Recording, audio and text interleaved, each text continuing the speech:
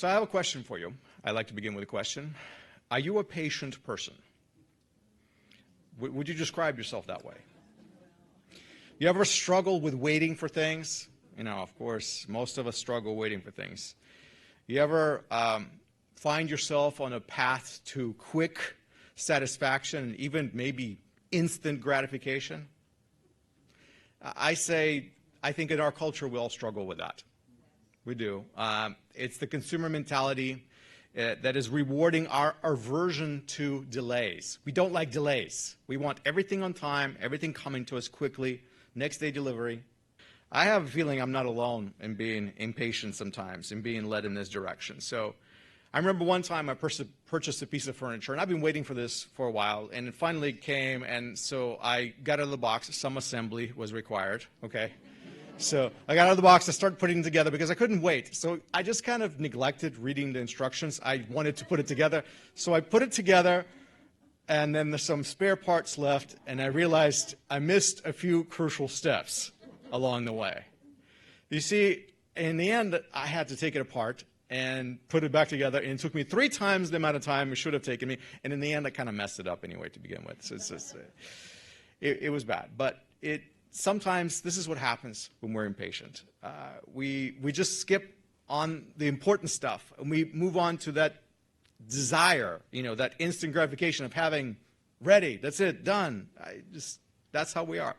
In our weekly passage that we just read, we encounter a story of very, very tragic story for Israel, and that's the worship of the golden calf. So Exodus 32, verse 1, we read that the people of Israel noticed how long it took. And in fact, in their mind, it was too long for Moses to come down from the mountain. Now, the Hebrew text uses the verb, very interesting verb, bush, okay? And it's translated in our translations as delayed. A very unusual term because typically it has nothing to do with being delayed, and it has everything to do with shame. It's actually a word for shame that we have, not delay. So I'm reading this and I'm saying, why do we translate this as Moshe was delayed? Well, the original terminology suggests to us, basically the reason why Hebrew uses this word, it suggests to us that this delay, this inaction on the part of Moshe was somehow embarrassing and disappointing. It was a failure of expectation. Israelites are at the foot of Sinai, and Moshe is gone. You see, they're wondering what happened to him. They don't know. He was gone for 40 days. Then he comes back. He brings the tablets, right? Gives them the Torah. God speaks, and then he's gone again. He turns around and goes right back up the mountain. So they're a little bit disappointed. Let's remember quickly what they've been through just in these past days. As we're reading these verses, they just received the 10 Commandments. That's a very famous moment here. They just had their life-changing communal experience because for the first time in the history of mankind, God has spoken audibly to a whole entire community of Israel. Not just one people or another person right there somewhere where they heard him, not prophets, not Moshe. The whole entire congregation of Israel heard the voice of Hashem and trembled and fell to the ground. So this is really, really life-changing experience. So they just had that. And then all of a sudden, Moshe turns around and leaves. And this creates this uncomfortable void. What's going on? Well, in their minds, he's taken too long. He's gone. They don't know what's happening with him. They're wondering, are we going to stay here at the foot of the mountain forever? Are we supposed to continue our journey? Because remember, the reason why we came out of Egypt is we're supposed to go into the land of promise. And Moses just turned around and went up the mountain again. We don't know what's happening. So guess what? They're impatient because they want to move on to what's next. They want their promised land, right? That's what they're expecting. And they're wondering what's happening with Moshe. So then the people asked Aaron, and this is just what we read right there in Exodus 32. They asked them to provide him what they needed, what they wanted. They said, Kum asa lanu Elohim. Rise up, make us a God. Why did they say that? Asher yichlu lifanecha. Who will go before us? Rise up, make us a God who will go before us. Now, because they didn't know what happened to Moshe, they said somebody has to be in leadership here, so Aaron's supposed to make them a God. People wanted to go now, but they did not want to wait anymore, yet they needed some leadership. So who's going to lead them? Moshe is not there. Well, you need someone marching ahead of this clan, so they wanted a God who would go before them. And that's what they asked for. The solution, this genius solution, make us a God so that Moshe is replaced. We can follow this God because this Moshe fellow, we don't know what happened to him. He went up the mountain. Maybe he just kind of slipped and fell, and that's it. He's not coming back. We don't know, right? They're wondering. He's gone too long. He's kind of getting up there in age too, you know. Never know. Never know. So they give in into this creative solution, and Aaron obliges. He gives in into their suggestion. He does what he's told, and the truth is their intent was good. They wanted to move on, and they needed to replace Moshe with somebody, something, and they do the right thing, but they go all wrong about it. You know, do you notice that they're not just making an idol? When Aaron makes them this golden calf, he says, "This is the Lord that took you out of Egypt." So it's not like they're misidentifying some new God or anything like that. They're worshiping the right God the wrong way. They're worshiping the right God the wrong way. They make an idol out of God. They're not supposed to. Didn't the Ten Commandments just told them, do not make images? And they fail in that very first moment right there. They make an image out of gold, and they say that's what we're going to follow. So, to me, their aspirations, generally speaking, were not evil. They were trying to do a good thing. They were trying to follow with the program, make it to the promised land.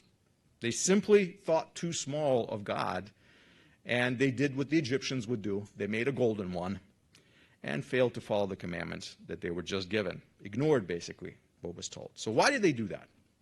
Because they wanted to move on. That's that simple. Moses was embarrassingly slow. That's that idea of shame, you know.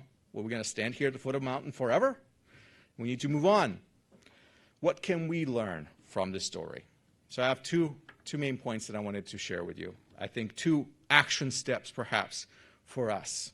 If we ever find ourselves in a similar situation, and sooner or later we do, just like me with the piece of furniture there, here's my advice. When in doubt, delay gratification. Patience is a virtue, and we must fight our impulses for instant everything. We have to fight them. I know this is what we want. Everything in our world tells us, go for it, go ahead, eat that greasy food, get that sugar rush, it's yummy.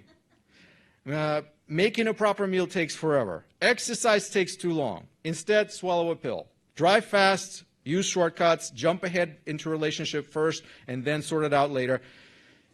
Invest into a get-rich-quick scheme. Now. Last-minute offer. We're wooed by the quick results and instant everything. It is such a temptation all the time, everywhere you turn. Hashem teaches us the opposite. He teaches us to delay our gratification. I know, not a very popular message these days. Because as anyone can hear from my examples, and I gave you a nice little litany, the examples are right there, none of those things promise instantly good results for us. But in the end, even if they're satisfying even for a moment, you know they're not good for us. And they come with a cost. And often when you start counting the cost outweighs the benefits. So yeah, we get it. But then in the end, it ends up hurting us. So that's my point number 1, delay your gratification. Point number 2, when in need of true leadership, do not manufacture it. Be serious. Israelites had a bright idea of making their own God. Cute, we say, cute. You know, we don't do that anymore. We're smarter, we're different, right? We don't do that. When we truly need God, or we need Moses, we need somebody to lead us, we come up with substitutions that never measure up to what God intended for us. We come up with our own substitutions. We do that still as a people. We do that. We haven't changed. We need God in our lives desperately, so we fill our houses with stuff, thinking that somehow more stuff is going to make it better. We buy items we don't need, or buy items can't afford, spend money all kinds of places that we don't need to, thinking that somehow it will solve our problems for us. In the end, we have a burning desire for God, something to fill our lives, and we end up filling our lives with something that doesn't quite satisfy. We create our own destructions, do we not? We feel bad on the inside, so we make something to fill that up with whatever, entertainment, I don't know. We lack true human connection, for example. So we go on social media and post a post and then sit there with bated breath waiting for likes, right? We're waiting. We're checking our phone like every minute. Did somebody like my photo? Why do we do that? Because we crave human connection. We crave relationship. We crave love. That's what we want. That's what those little likes and thumbs up mean to us. You see, we're creative. But we do it in all the wrong ways, just like Israelites have been doing it. So that's my point number 2.